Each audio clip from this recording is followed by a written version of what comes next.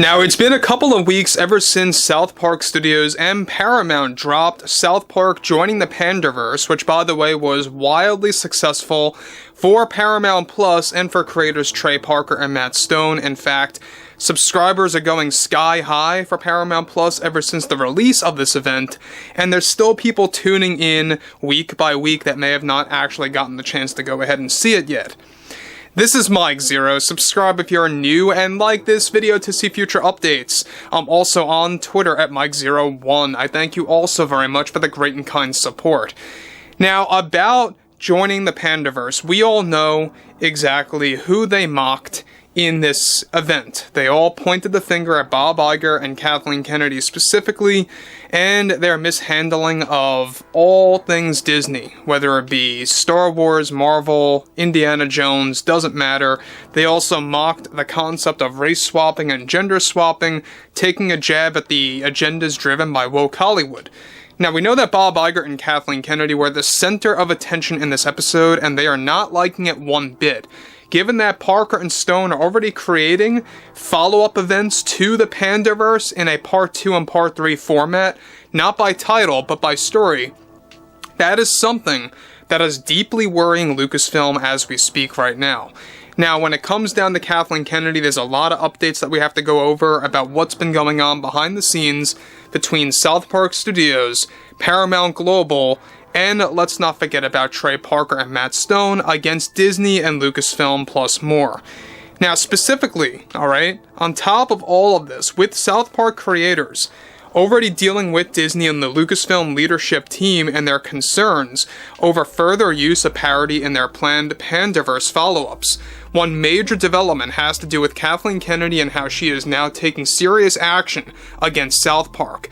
One significant update to this ongoing drama is that in a recent follow-up meeting that was done between the Lucasfilm leadership group and South Park Studios / Paramount involved how Kathleen Kennedy is already claiming that the use of the Panderverse is not only damaging her image as a producer, but also as a person specifically.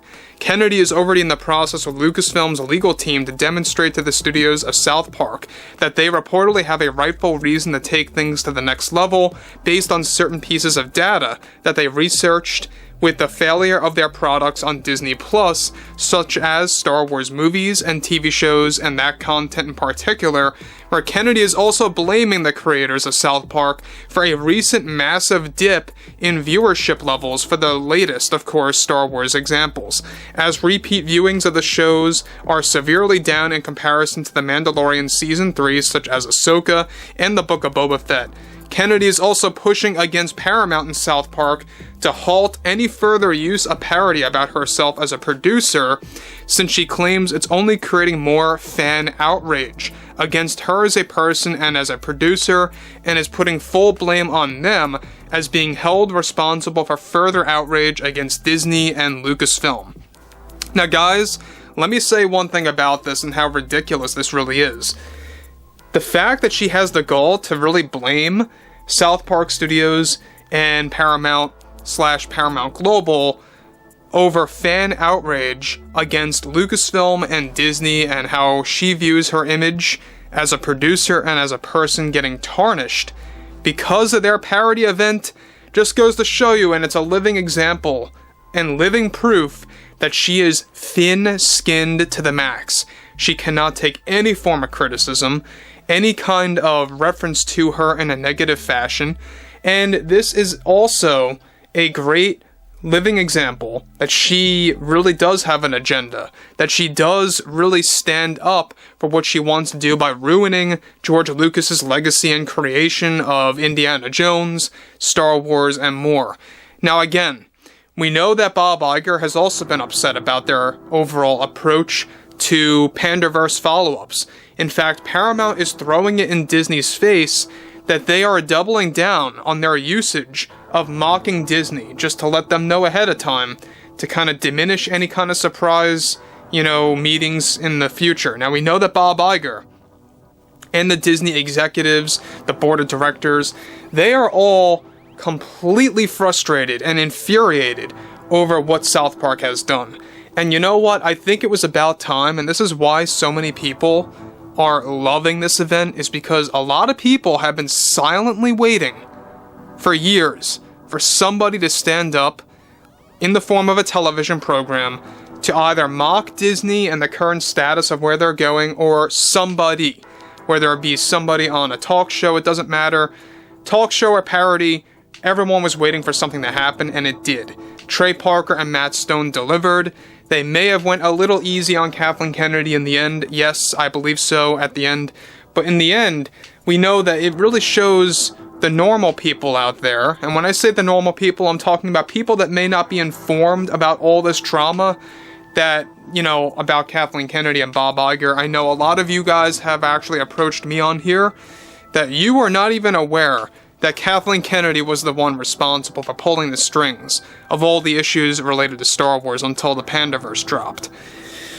So, further, alright, even the Lucasfilm Vice President Lin-Wen Brennan stepped in, claiming that their South Park event also created a severe loss in fans and their engagement with Lucasfilm products for the future, and even current ones like Indiana Jones, The Dial of Destiny, and other Star Wars films on the horizon that they are currently developing, blaming them for negative press skyrocketing about the future of Star Wars projects as well. So far, both Paramount and South Park Studios insisted that they are not willing to back down, and that Lucasfilm is able to move forward if they would like to, as they have no concerns of this going anywhere in their favor.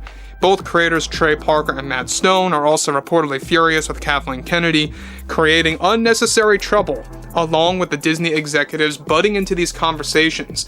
Kennedy also blamed South Park Studios again for a sharp decline in viewership and audience retention levels for Disney Plus movies and shows in general. This ranges from the Disney live-action remakes to the Marvel content as well. Disney analysts gathered data that was demonstrated to the studios of South Park about their decline, working, of course, in conjunction with the release of the Panderverse event. Again, guys, I can't stress this enough. This was going to happen eventually anyway. I don't believe it's directly caused by South Park. You know, maybe there was a little dip related to South Park Panderverse, but not in the grand scheme of things. We know that a lot of people have been and or will be fed up with Disney. The more, projects that they spew out that are all agenda-driven nonsense, that are all full of DEI and ESG scores. We have no idea where the future holds for Disney next year. We know that it's going to continue to decline. What that really entails for 2025 and beyond is interesting, to say the least.